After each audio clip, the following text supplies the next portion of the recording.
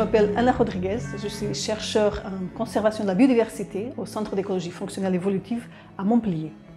Ce qui m'a poussée à faire de la recherche, ça a été la chance d'avoir trouvé des enseignants-chercheurs à l'université qui m'ont présenté de la science pas comme un acquis, pas comme une connaissance déjà faite, mais comme quelque chose qui était encore, la science comme quelque chose qui était en train d'être découvert, ouverte, quelque chose qu'on pouvait encore participer. Donc c'est ça que ça m'a donné, que ça m'a fait comprendre que c'était quelque chose auquel je pouvais participer, que ça m'a donné envie de participer. Donc mes grands-parents étaient des petits agriculteurs au Portugal. Ils n'avaient pas beaucoup d'études, donc si j'avais besoin de leur expliquer mes recherches, j'essaierais de les connecter avec leur vécu.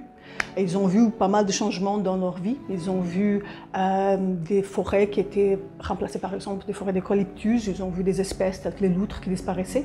Donc je leur aurais dit que je travaille pour essayer à maintenir la diversité du vivant, des espèces, des écosystèmes, de forme à que les prochaines générations puissent encore voir ce qu'ils ont vécu.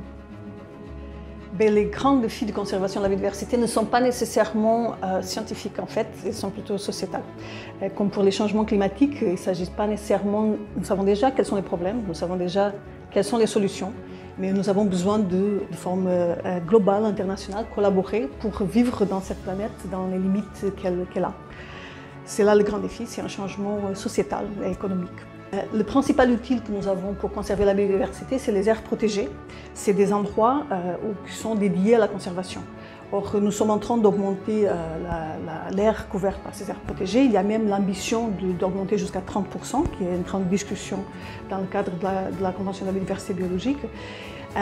Or, c'est fondamental de comprendre si ces aires protégées marchent, si elles font la différence, si elles ne sont pas seulement des taches sur une carte, mais en fait si elles font la différence pour les espèces. Donc une partie de mes recherches sont sur essayer de comprendre l'efficacité des aires protégées. Mais travailler en conservation de la biodiversité en tant que scientifique, ce n'est pas nécessairement facile puisque c'est des défis, notamment à grande échelle, c'est des défis pour transmettre de l'information jusqu'à l'action politique. Ce n'est pas nécessairement ce qu'on arrive à faire en tant que scientifique puisque nos projets sont à l'échelle de 1 an, 2 ans, 3 ans. Du coup, pour vraiment qu'on puisse connecter nos travaux jusqu'à l'action politique, c'est fondamental de travailler avec des organismes de conservation de la biodiversité. Et c'est ce que je fais.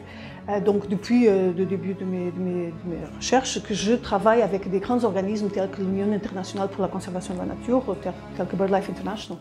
Et la forme que nous avons trouvée de travailler ensemble, c'est en fait d'anticiper les recherches qu'ils ont besoin, c'est-à-dire d'anticiper les réponses qu'ils ont besoin pour pouvoir influencer, pour pouvoir amener aux politiques de conservation.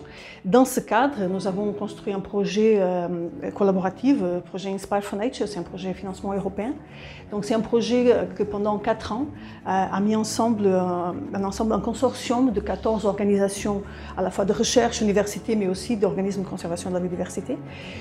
C'est un projet de formation de jeunes chercheurs et jeunes chercheuses, à former 15 jeunes chercheuses à niveau doctoral.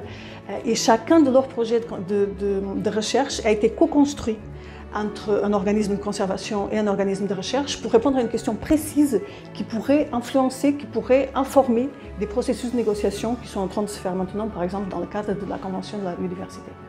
C'est une énorme chance de travailler dans un métier où nous sommes animés en fait par la recherche, par la curiosité pour essayer de comprendre, pour avancer dans les connaissances. On est entouré de gens passionnés et brillants.